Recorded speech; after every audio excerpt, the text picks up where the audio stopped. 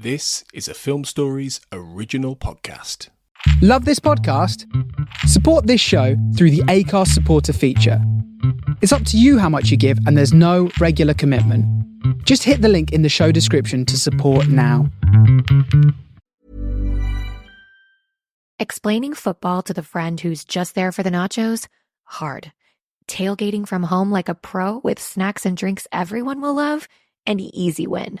And with Instacart helping deliver the snack time MVPs to your door, you're ready for the game in as fast as 30 minutes. So you never miss a play or lose your seat on the couch or have to go head-to-head for the last chicken wing. Shop Game Day Faves on Instacart and enjoy $0 delivery fees on your first 3 grocery orders. Offer valid for a limited time. Other fees and terms apply. My dad works in B2B marketing. He came by my school for career day and said he was a big ROAS man. Then he told everyone how much he loved calculating his return on ad spend. My friends still laugh at me to this day.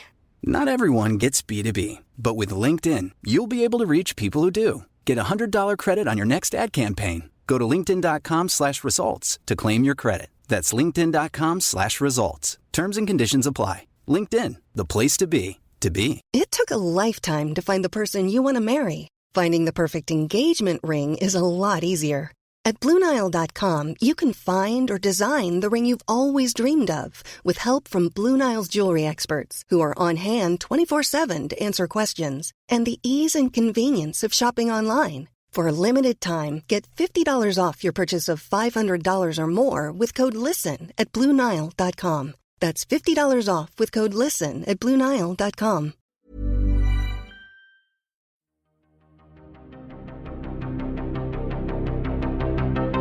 This is Writers on Film, the only podcast dedicated to books on cinema.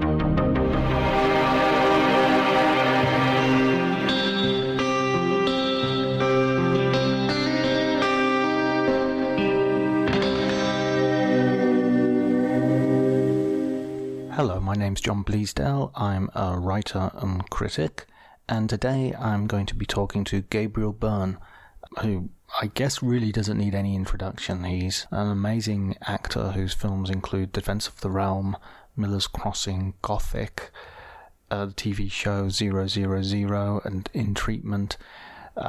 He's been a producer, a director, a writer, and it's as this that we're going to talk today. He's a writer of a memoir called Walking with Ghosts, which has been published in paperback. And I would also recommend very much the audiobook read by Gabriel himself. I mean, why would you not want Gabriel Byrne to read you his life story? So, of course, you can follow me at Twitter, at Dr. Jonty, DRJONTY. And if you enjoyed the episode, please remember to like, subscribe, spread the word, comment. Do everything you can to get us to as large an audience as possible. I will be very much appreciated. But before you do any of that, please enjoy the conversation.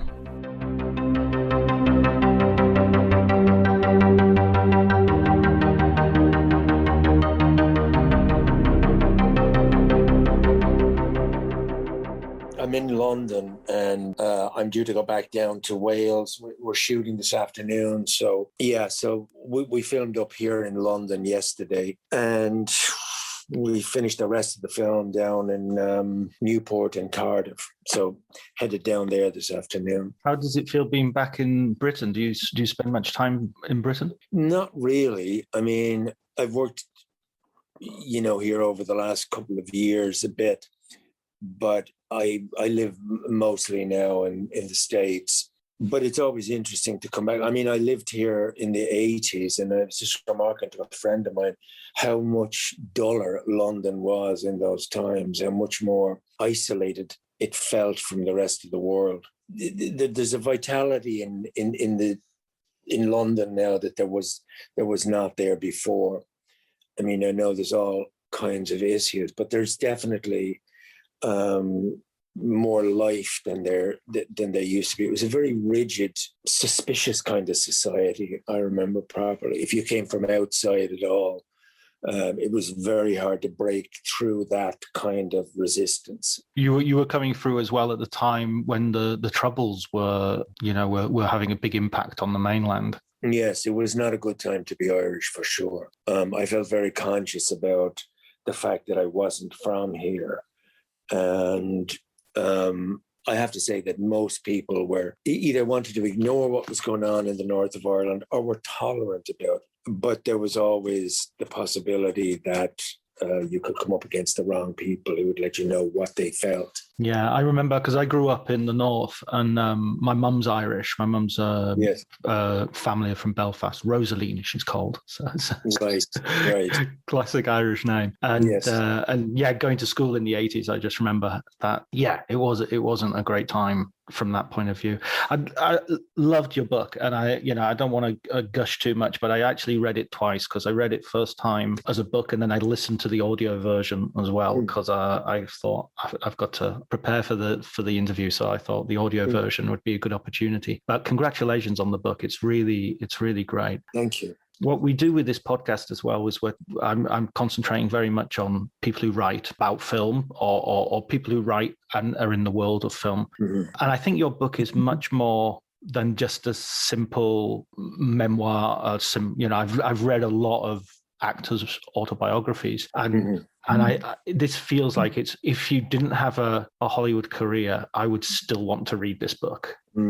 Wow. Okay, that's great. Because it just really has that quality. How did you? I mean, I know this is also your second book, right? The first book wasn't really a memoir in the strict sense of the word. It was really just a selection of pieces that I'd written for newspapers and radio that they put together and published as a book. So I didn't really consider it to be anything more than just a compilation of stuff. Whereas I wanted to approach this book in a more considered way. And I spent quite a bit of time thinking about the structure of it. And of course, memoir, to a great extent, is about recalling events in the past. So I found a structure that I think mimics the way memory works. So you're in the present and then you're in the past, and the past and the present are connected in ways that sometimes aren't immediately obvious. I was also very interested in the idea of memory itself and what we remember and what we don't remember. Sometimes we think we have no recall of something, and then when you really think about it, you find that you have much more recollection than you ever thought. That's because I think that memory resides in the unconscious, and so you're making a connection to that part of yourself that's either forgotten or hidden or repressed or ignored. And I found that the best way to do that was to look at the events of my life from the point of view of the senses, the sights, the smells, the sounds, and try to listen to what those senses brought up for me. And it really surprised me how detailed my memory actually is. Incredibly detailed, because I did come up, as I said, I came at it from the point of view of the senses, but also images as well. And I suppose that would connect to the idea of film, which I've always regarded as being primarily about images. You know, when I think back on the movies that I really like, it's the images from them I remember. I don't really remember a great deal of dialogue, but I remember very powerfully sometimes the images that stayed in my head. And I think it's true for a lot of people when they recall films, they're recalling images and the sense around those images. So also in another way, I suppose, film in its own way mimics memory too. And it uses flashback, and it can use flash forward, and it can be about the present, of course, obviously. And I thought that was something that was unique to film. But then again, I started to think about, say, the Canterbury Tales by Geoffrey Chaucer, which was probably the first road film. and then Don Quixote by Cervantes, which preempted almost in its own way the language of film, because what you have there is Cervantes using flashback, using internal monologue. It's a road film, it's a buddy film, it's a love story, and it's about the clash of reality and dream, which I think is something that film does really well. It conjures up this world that's unreal, but you somehow feel that it is real. So Cervantes also had this wonderful, unreliable narrator, which was himself. So he would put at the end of chapters, I heard this story from Don so-and-so, who was acquainted with the old knight in his later days, which was adding verisimilitude to fiction. So the link between film and literature was something that I was aware of. But I realized that when I wrote this, I had to perhaps use some of the techniques of film and novels, but it had to be about, as honestly as I possibly could, about my own life and recall. And I think you have a choice when you do something like this, much more so than in fiction. In fiction, you have the latitude to an unreined kind of imagination. You can go wherever you want. But in memoir, I think it's a more difficult thing because you're confronted with the absolute truth. Do I tell this or do I not? If it was a work of fiction, you can easily disguise it and farm out thoughts and ideas to various characters. But this is about one's own specific recall and what it means. So that's really what I was thinking of when I was sat down to write it. And of course, I thought, there is a connection between the world of film for me and the world of writing. Not just in terms of the structure that I talked about, but in terms of getting the audience to see the point you're making through image and through imagination. I don't know if all that makes sense, but the influence of film on my writing was big. Yeah, I that definitely makes sense. I mean, Don Quixote also is sort of dealing with his own sort of interrogating the idea of the self as well, isn't he? There's the idea of all these fictional, his head has been turned, but, if you want to carry on the cinema parallel by sort of versions of the heroic, I felt that your book very much was interrogating the past as much as it was recalling it. Is that fair? Yes, I think that, yes, it was. Because a lot of the things I dealt with in the book were things that I perhaps had not examined myself. And I thought, I reveal myself and make myself vulnerable here if I do reveal them. And that became a crucial question. Do I write the truth or do I skirt around it or ignore it? And I felt that by being honest myself, it might actually help me to understand where I'd come from, but also it might help other people to understand themselves as well. Not so much in what I was saying about myself, but that it might start the process for them to say, that reminds me when I was, or maybe I didn't, that process of self-examination. Yeah, I mean, it's incredibly brave, I think, in that regard.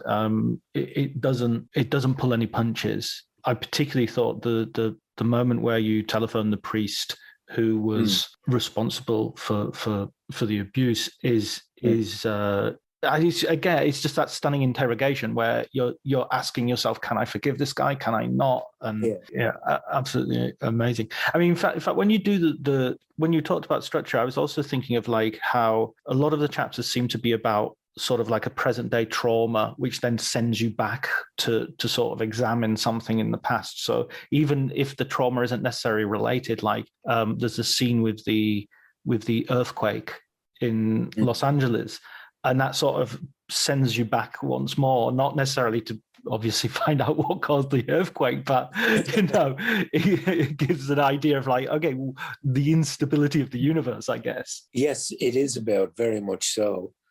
And it's perceptive of you to notice that, because I remember somebody saying to me, well, what's an earthquake got to do with anything in your story? But the earthquake, in its own strange way, was about trust. I could never trust the ground under my feet, literally, after that earthquake. And in a strange way, after the abuse and all that stuff had happened, I couldn't quite trust other people either. So the physical world was something that you couldn't rely on. And yet at the same time, you had to negotiate your way through human beings and to realize that, that this, what had happened to me was, in the big context of how people are, you couldn't paint everybody with the same brush. But yeah, it was about it is about the world being utterly unpredictable. That's what that was about. And also, the thing of when I thought I was having the heart attack, that's almost like you press a button and it's fast recall. It doesn't have the luxury of saying, oh yeah, that was a Tuesday and then I went out and I got the bus. This was fast recall, saying you better recall the events of your life right now, because you're not going to be alive tomorrow. What did I do? Did I say, was I that kind of a son? Was I, all those things that came very quickly.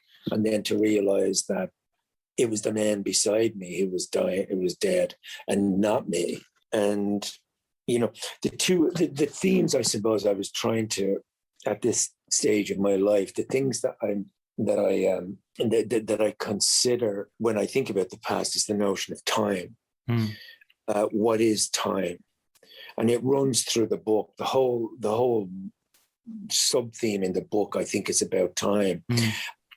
Like when I was talking about going to the first, like the fairground thing with my father, and after all the joy of that day, the day beginning with the blue sky and the excitement, it ends with my father saying, "We won't be alive in 100 years' time," and that's the first time I realized about time and death at 7 or 8 years of age, as we all do. We all get that moment where we say, "Oh, my father's going to die, my mother's going to die."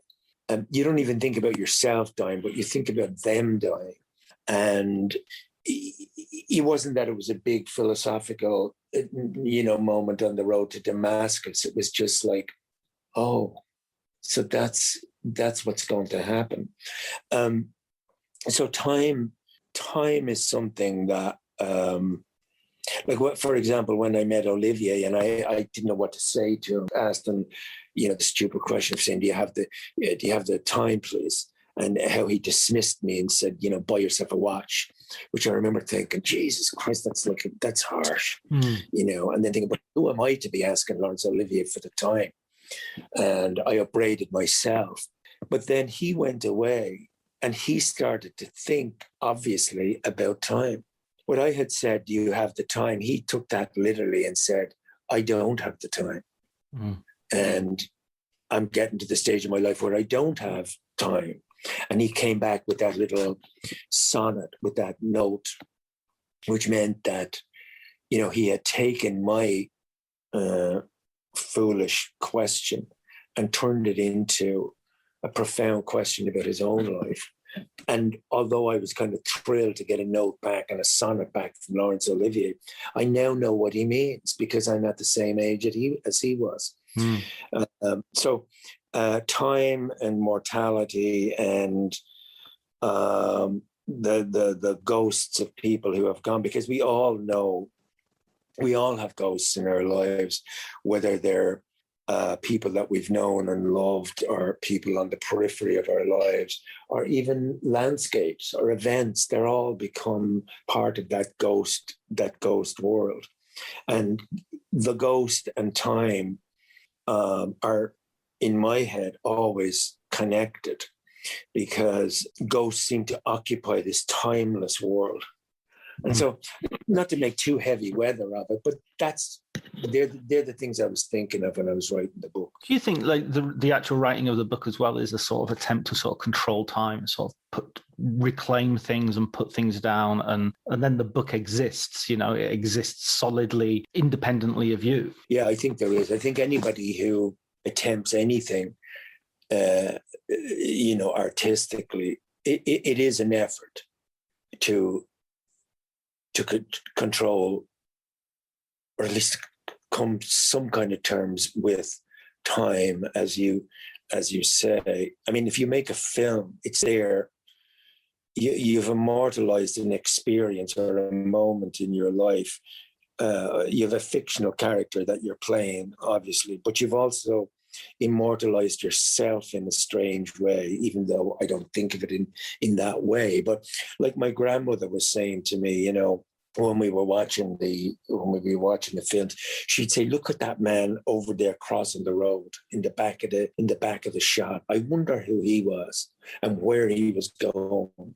And did he have a wife and a family, and did he have a job?" So that man crossing the road, going about his daily business 70 years ago, crossing from one part of the street to the other, oblivious, was immortalized in that moment. And myself and my grandmother saw that man. I think if somebody paints a picture, takes a photograph, it's a vain attempt to say, I got hold of the moment and I stopped it.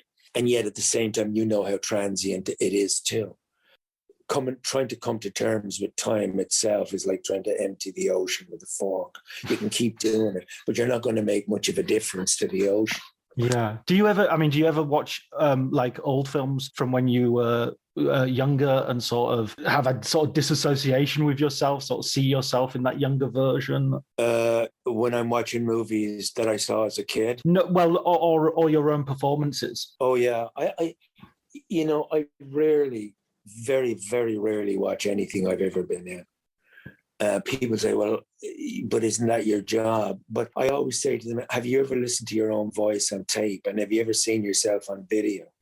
The presentation of this other self to your current self is something that we all, I think, have an ambivalent attitude to. Some people just can't see it. But there is a moment when, like, people will sometimes say, what's your favorite film? And my favorite film isn't necessarily the best film. And I always think, where was I emotionally when I was making that film? That's what I think. Right. And then if I do look at the thing at all, I'll say, well, there's no indication in that scene, that what I was dealing with outside at the time is in there. So I see myself as a person, doing this job called acting. And I think it's a thing that writers often talk about, actors talk about, poets. I think the fact that what you tried to do, you didn't succeed at. You wanted to do that particular thing, and it didn't turn out to be what you wanted at all. So it has an air of imperfection about it, and you don't want to really confront it by looking at it and examining it.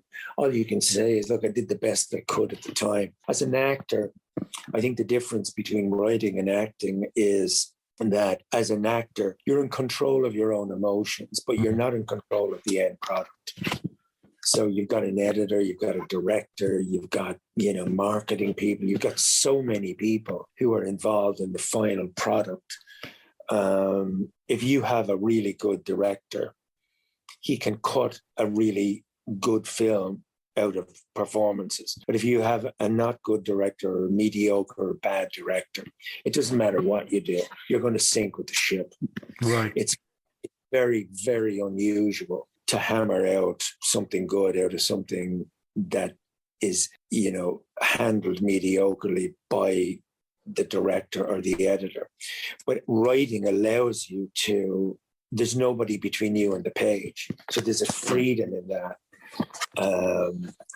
And it requires a different kind of discipline, I think, to write and to act. Like, I have no choice in the morning at 5 o'clock. I have to get up, or else, hundreds of thousands of dollars are going to be lost. People are not going to work for the day.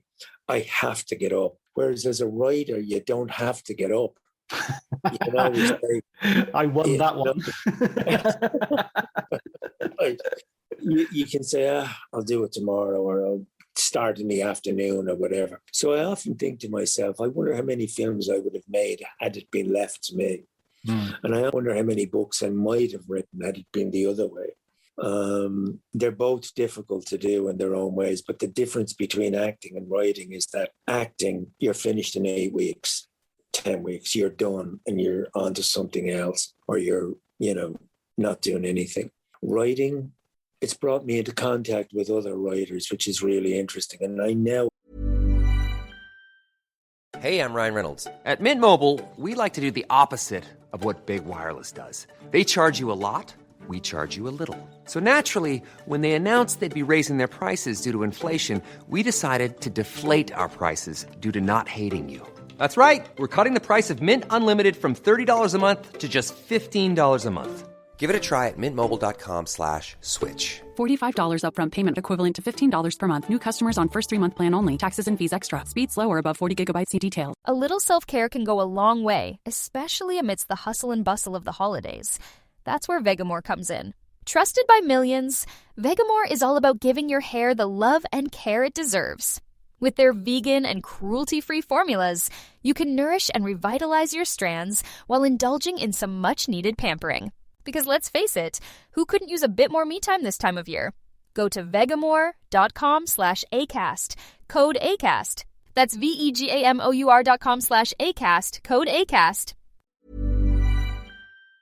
Understand how tough, how dedicated, how disciplined, how lonely the process of sitting down in front of a typewriter or with a pen in your hand, how difficult that is, and how compelled you have to be to keep going. So it gave me tremendous respect. Not that I didn't before. I mean, I've always had enormous respect for people who make a living by putting words together. I've always really valued that. But it did give me a realistic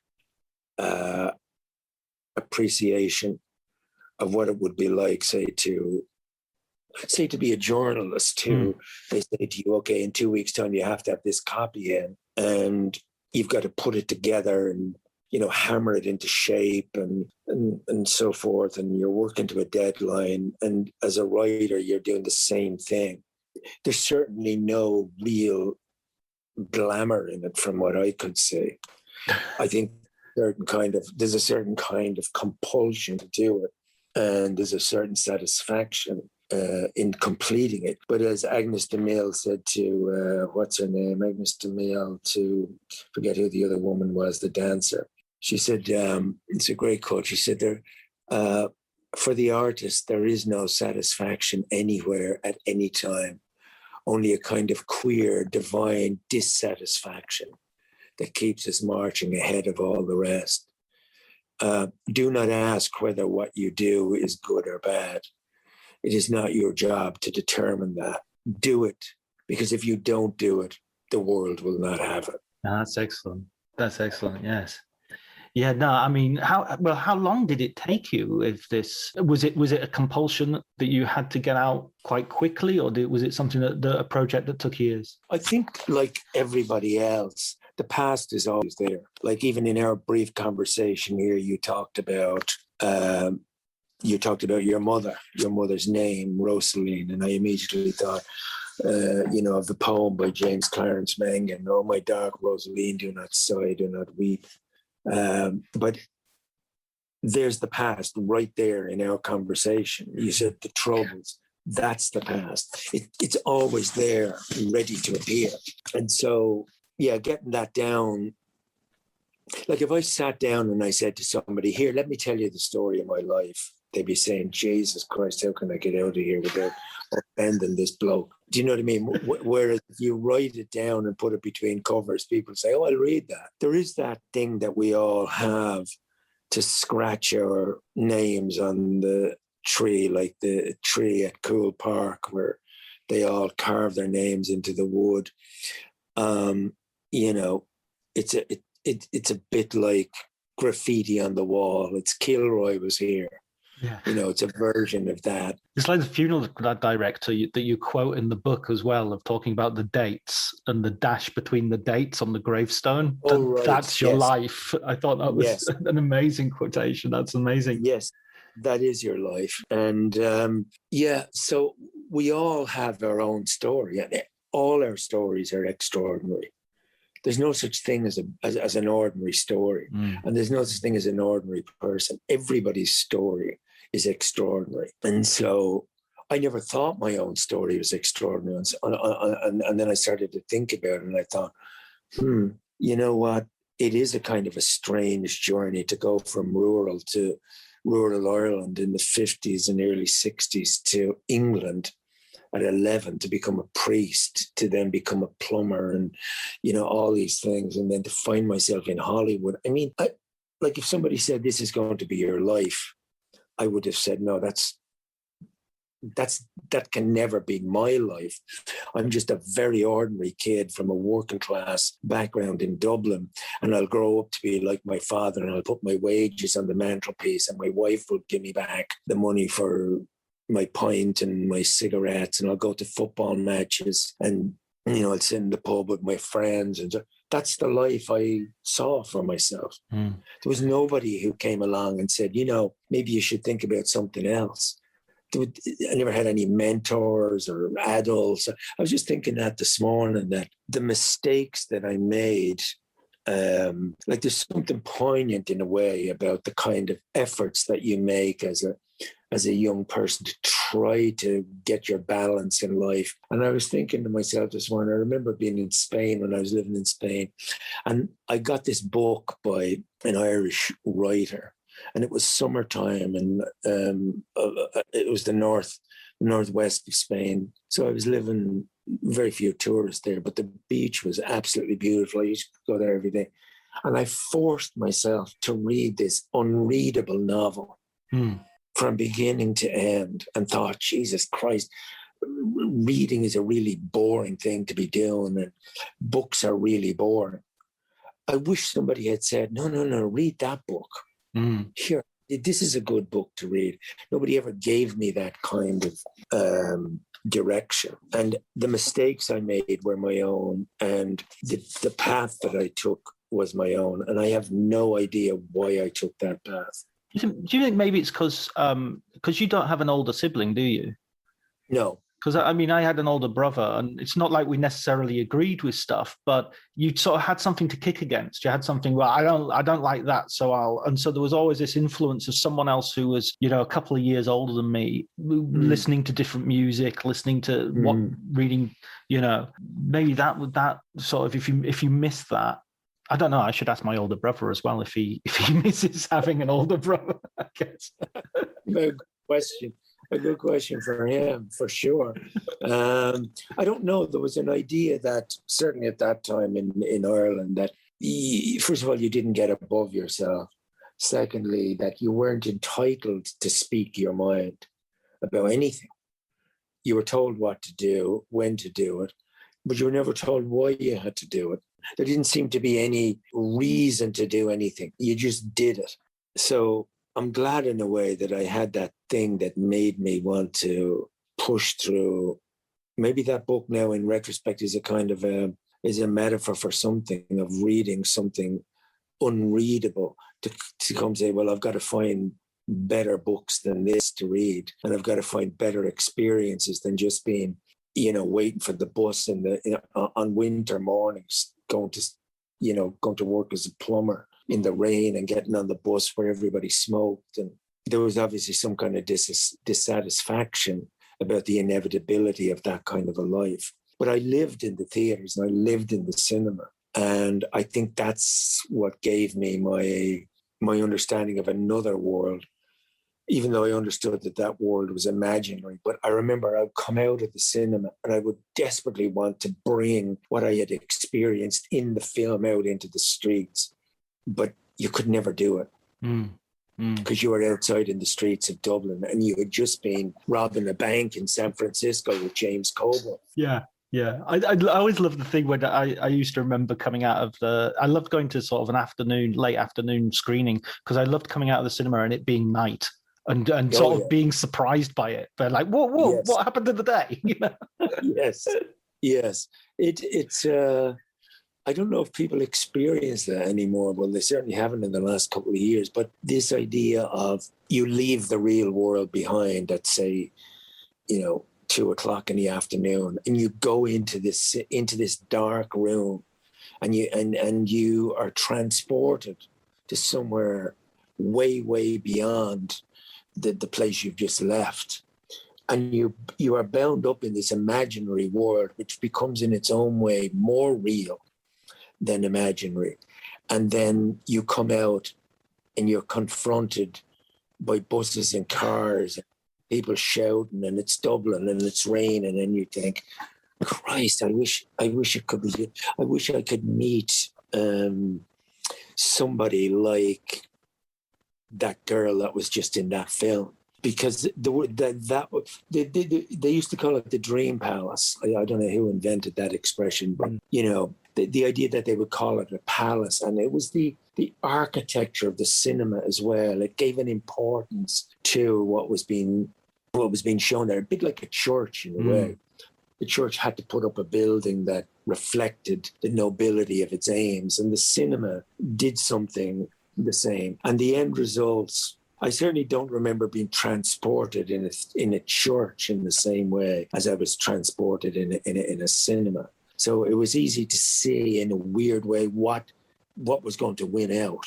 It was going to be the cinema. Right. I mean, even the chairs, you even had like plush red velvet sort of chairs that you'd never... Yes. Rococo moldings, and, a guy in a uniform with braid on it, taking your ticket when you went in, and then, they'd have another guy inside with a torch to bring you down and show you your seat. There was something about the ritual of going into that world that was exciting. And, I think I described in the book the smell of smoke and disinfectant. And the smell of disinfectant in itself had a magical quality to it. You had to save up that money to get in. It wasn't just like you walked in. You had to really get that money together to go. But it was a joy to be able to do that. Whatever you wanted, like mowing people's lawns or going for messages or begging from your parents or stealing it. You had to get that money somehow to go. Who were your favourites when you were young going to the films? Well, again, because you had no guidance, there were about 6 cinemas in our locality. I think we learned in a strange way about the unreliability of leadership or authority through the trailers. And what they used to call the folly and uppers in Dublin, where one week you'd have the guy hanging off a cliff and with one hand, and then it would end. And you think, oh my God, how is he going to get away from that? And the next week he wouldn't be over the cliff at all. He'd be punching some other bloke over the cliff. And you think, that's not what happened last week. But we loved the comedy and violence of the Three Stooges. And the sound effects that their heads made when they were hit. Like Mo would hit a guy on the head with a hammer, and it would make this metal sound. And like 100 kids would explode into laughter when Curly would grab another guy by the nose and, it was... So we'd come out, we'd be doing this to each other. Cowboy movies, I suppose, war films.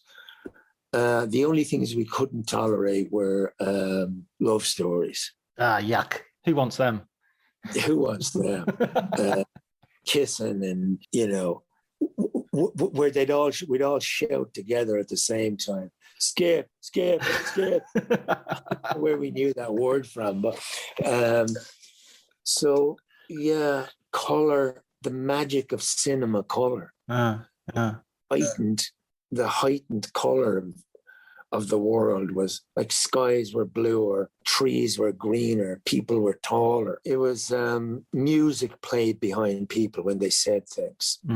It was just a world of pure magic. The heroes, there was an old guy that used to be in those movies. I remember having a big argument one day with a friend of mine, and he said, Audrey Murphy is my favorite actor. And I said, name isn't Audrey, it's Audie. And he was saying, no, I said, Audrey is a girl's name. And, it's Audie.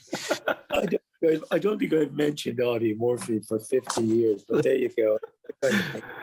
But no one wants to find out that John Wayne's called Marion Mitchell. Exactly.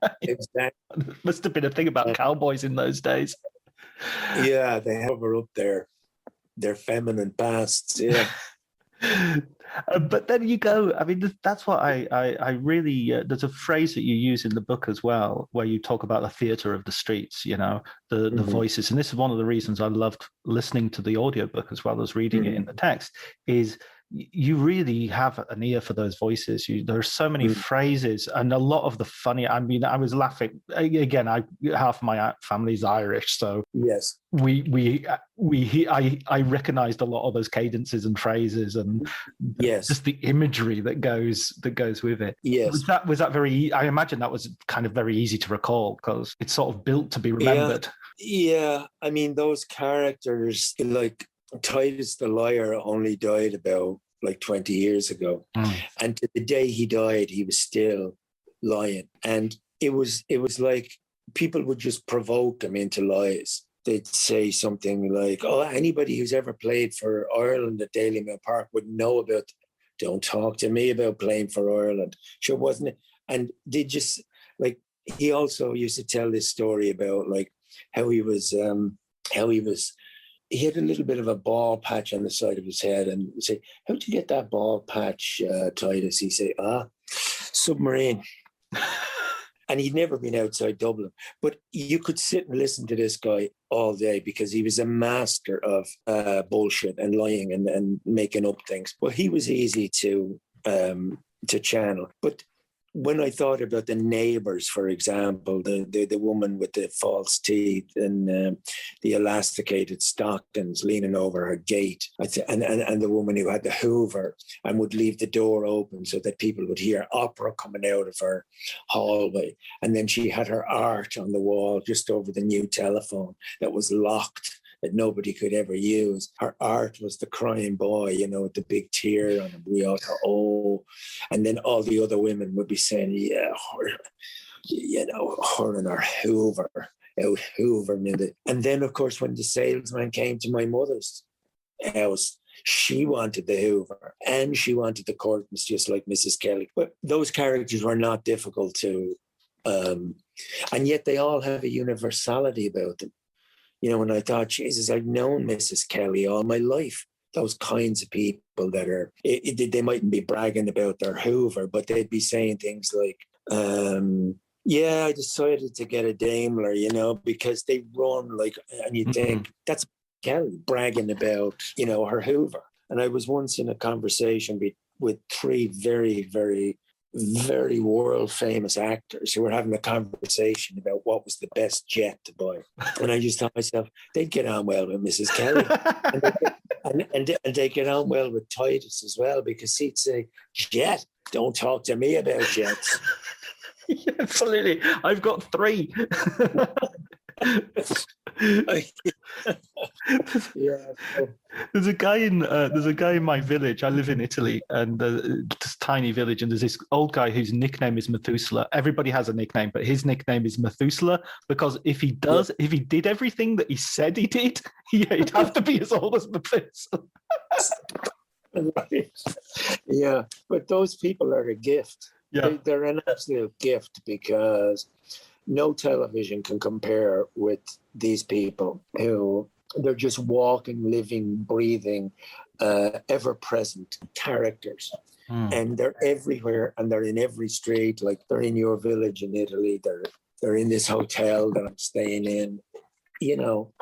It's a gift to be around people who give you that window into this world that's sometimes as good as reading a novel, sometimes maybe better than reading a novel.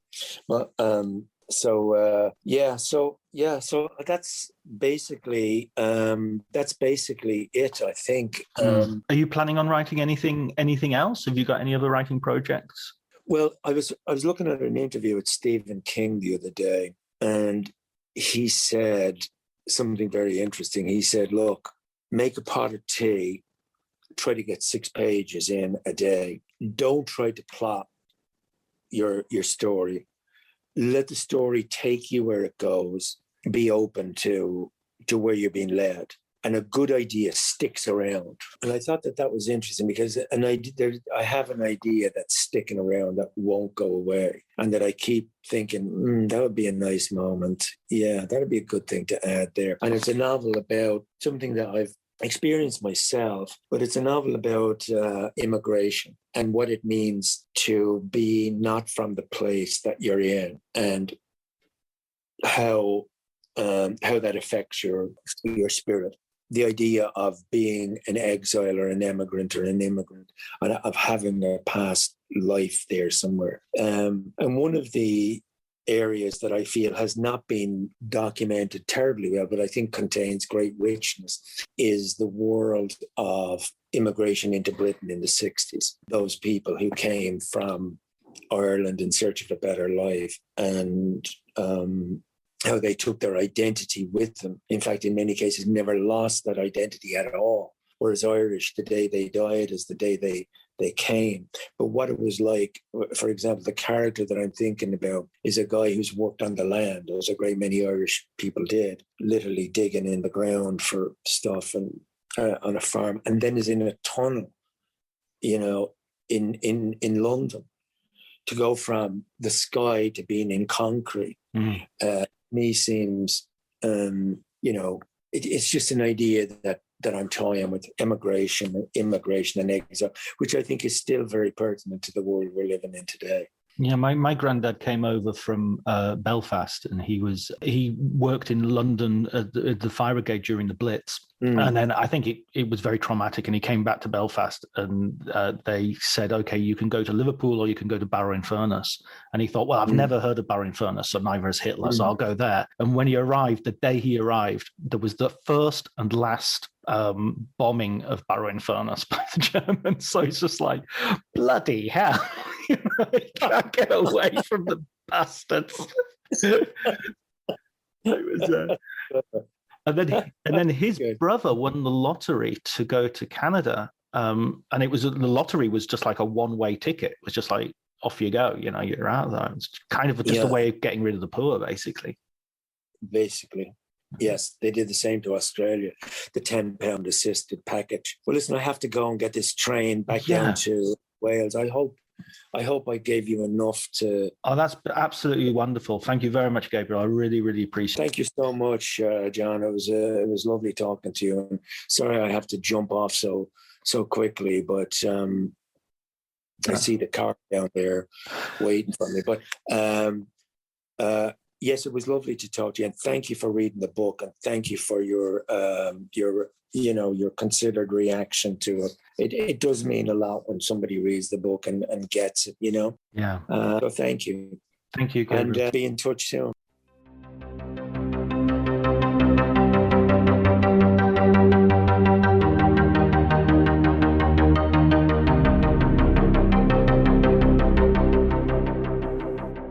So I hope you enjoyed that conversation as much as we did. It was extremely generous of Gabriel to give me his time. I think his book's amazing, and I genuinely recommend it. As I said during the interview, in a way that, it's always awkward when you, I don't know, maybe it's an English thing, maybe it's an English-Irish thing, of giving people compliments. It always feels very, very difficult to do it without feeling like you're gushing or or what have you.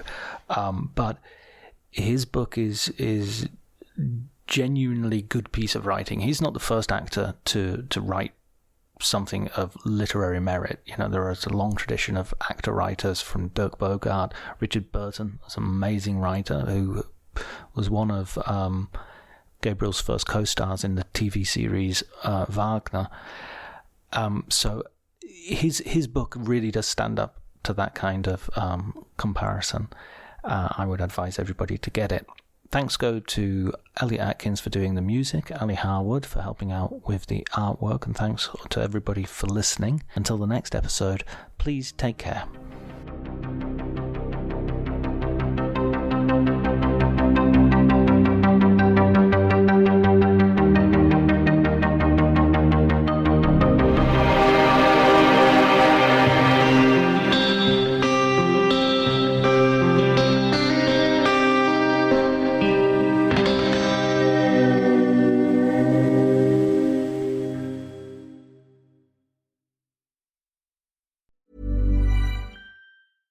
$1-800-Flowers.com knows that a gift is never just a gift. A gift is an expression of everything you feel and helps to build more meaningful relationships. 1-800-Flowers takes the pressure off by helping you navigate life's important moments by making it simple to find the perfect gift. From flowers and cookies to cake and chocolate, 1-800-Flowers helps guide you in finding the right gift to say how you feel. To learn more, visit 1-800-Flowers.com/ACAST. That's 1-800-Flowers.com/ACAST. This episode is brought to you by Progressive Insurance. Fiscally responsible, financial geniuses, monetary magicians. These are things people say about drivers who switch their car insurance to Progressive and save hundreds. Visit Progressive.com to see if you could save. Progressive Casualty Insurance Company and Affiliates. Potential savings will vary, not available in all states or situations. My dad works in B2B marketing. He came by my school for career day and said he was a big ROAS man. Then he told everyone how much he loved calculating his return on ad spend. My friends still laugh at me to this day. Not everyone gets B2B, but with LinkedIn, you'll be able to reach people who do. Get a $100 credit on your next ad campaign. Go to linkedin.com/results to claim your credit. That's linkedin.com/results. Terms and conditions apply. LinkedIn, the place to be, to be.